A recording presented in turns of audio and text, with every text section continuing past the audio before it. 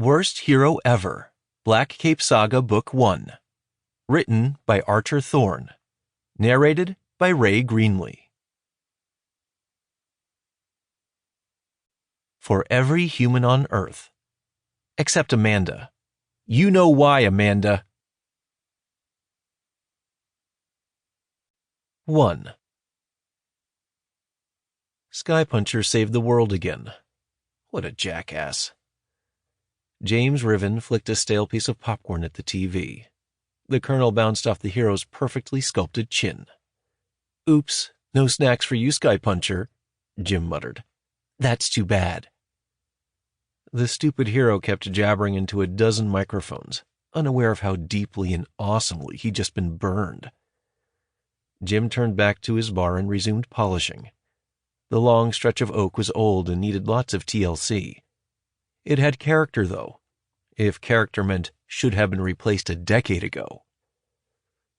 It was a challenge at the end, I'll be honest, Skypuncher said. But I speak for the Spectrum when I tell you proudly that the citizens of the world are safe once again. Jim couldn't help glancing over his shoulder at the screen. The camera had pulled back, showing off the white costume stretched over Skypuncher's tall, muscular frame. His dark hair had a streak of gray, and it swept back in a way that somehow looked effortless and epic all at once. His yellow cape rippled dramatically despite the total lack of wind. It always did that, sitting or billowing perfectly in every situation. Big deal. Jim could look like a hero too if he wanted. He just, had to replace his average heightened build with a different heightened build. And replace his average brown hair with different hair. And be willing to wear a costume. And, you know what? Looking like a hero is stupid.